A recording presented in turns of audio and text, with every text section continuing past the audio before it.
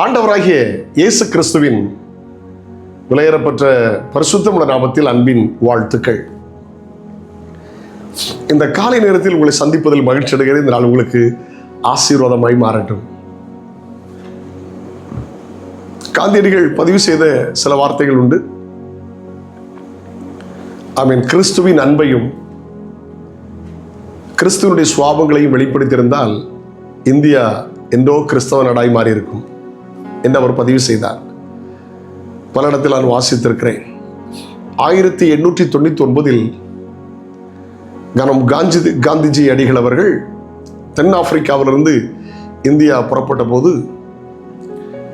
பொன், வெள்ளி, வைரம் போன்ற நிறைய பரிசு பொருட்களை கொடுத்தார்கள். 52 சவரன் தங்க செயில் கொடுத்தாங்க.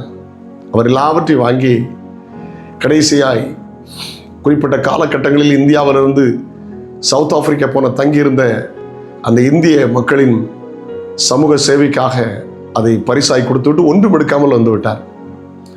அவருடைய கருத்தும் அவருடைய பேச்சும் பொது சேவையில் ஈடுபடுகிறவர்கள் விலையேறப்பட்ட பரிசு பொருட்களை பெற்றுக்கொள்ளக்கூடாது என்பது அவருடைய தத்துவம். மனப்பூர்வமாய் திருப்பி கொடுத்து விட்டு வந்து விட்டார். நாம் தேவனுடைய பிள்ளைகள், கிறிஸ்தவர்கள், வருஷத்தின் கடைசியில் வந்துட்டோம். யோசிச்சு பாருங்க, நம்ம எதை செய்கிறோம்? ஹல்லேலூயா. சிந்தியுங்கள். நம்முடைய கண்களுக்கு முன்பதாக தேவை நிறைந்த மக்கள் இருக்கிறார்கள். கண்களுக்கு முன்பதாக கஷ்டப்படுகிற மக்கள் இருக்கிறார்கள். தேவன் நம்மை ஆசீர்வாதமாய் வைத்திருக்கும் போது ஏதாவது ஒரு விதத்தில் அவனுக்கு உதவலாமே. ஹல்லேலூயா. ஆமென். நம்முடைய கண்களுக்கு முன்னால கர்த்தர் நிறுத்தும் போது தேவன் தருகிற நன்மைகளை பகிர்ந்து கொடுக்கிறவர்களாய் மாற கர்த்தர் கிருபை தருவாராக. நன்மை செய்தால் மேன்மை உண்டு என்பது கர்த்தருடைய வார்த்தை.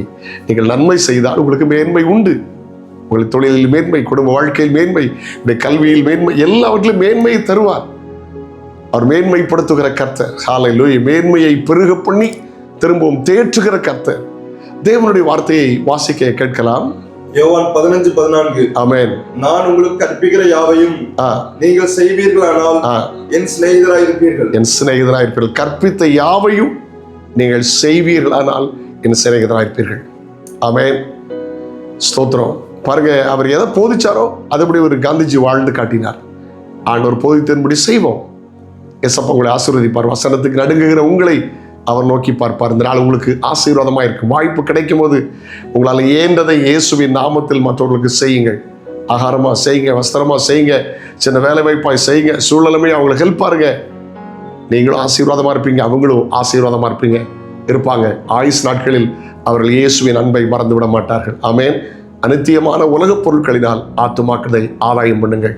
ஜெபிக்கலாமா? தகப்பனே, நீங்க சொன்னது போல கற்றுக் கொடுத்தவைகளை பின்பற்றங்கள் கிருபை தாரும். நன்மை கிருபை தொடரட்டும். இயேசுவின் நாமத்தில் ஜெபங்கள் பிதாவே. ஆமென், ஆமென், ஆமென். God bless you. Have a nice day. நாளை உங்களை சந்திக்கிறேன். அது ஒரு ஆண்டுடைய கிருபை உங்களை தாங்கட்டும். ஆமென்.